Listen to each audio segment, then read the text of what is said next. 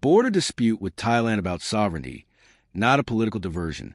On June 16th, the Bangkok Post reported on a lecture by Professor Surakiart Sathirathai, former Thai foreign minister, titled Border Row, Ploy to Divert Attention. Professor Surakiart alleged that Cambodia deliberately stokes border tensions to distract from its domestic economic and political difficulties. This claim not only lacks evidence, but also misrepresents the complex and painful history of Cambodia-Thailand border disputes. Framing Cambodia as a provocateur manipulating nationalist sentiment for political gain distorts historical and legal realities. Viewed through regional history, international law, and Thailand's entrenched political divisions, a more intricate reality emerges, one revealing how Thailand's internal fractures have repeatedly spilled over its borders. The flashpoints in this dispute are neither new nor genuinely contested in legal or historical terms. Temples such as Preah Vihear, Tamon Tom, and Ta Krabi, all clearly within Cambodia's sovereign territory, have long been mischaracterized as disputed due to their border proximity. The flare-ups in 2008 and 2011 were products not of Cambodian encroachment, but Thailand's internal political turmoil, where nationalist factions revived unfounded territorial claims to redirect public discontent. The matter was taken to the International Court of Justice, ICJ, which ruled in Cambodia's favor in 2013, reaffirming a decision dating back to 1962. The ICJ judgment, grounded in international law and historical evidence, left no ambiguity. The disputed area belongs to Cambodia. To portray Cambodia's defense of its sovereignty as a political distraction misunderstands the core principles of statehood. Border disputes transcend politics. They touch on national identity, historical justice, and the rule of law. Thailand, not Cambodia, has consistently refused to accept legal resolutions. Cambodia has expressed its intention to submit disputes over Tamon Tom, Tamon Touch, Ta Krabi, and the Mambay area to the ICJ, yet Bangkok has rejected the court's jurisdiction.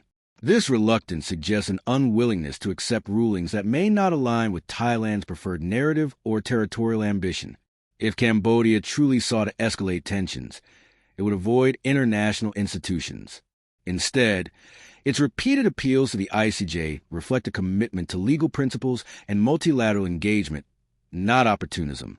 Professor Surakiart's analysis also overlooks a recurring pattern in Thai politics, externalizing internal conflict. As tensions rise between conservative royalists and populist factions, Cambodia becomes a convenient scapegoat.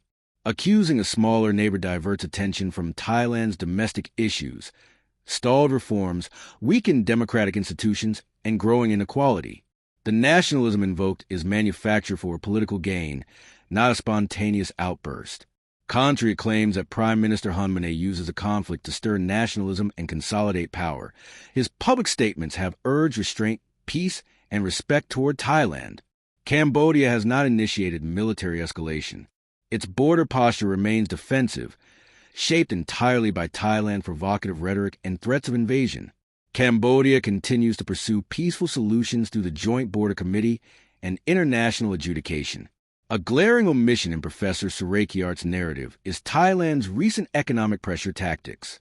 Thailand has closed border checkpoints, restricted trade, threatened to cut electricity and internet services, and even threatened to expel Cambodian migrant workers, actions that harm both economies and put regional stability at risk.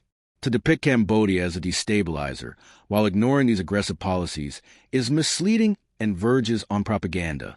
At its core, the Cambodia-Thailand border issue poses a fundamental question.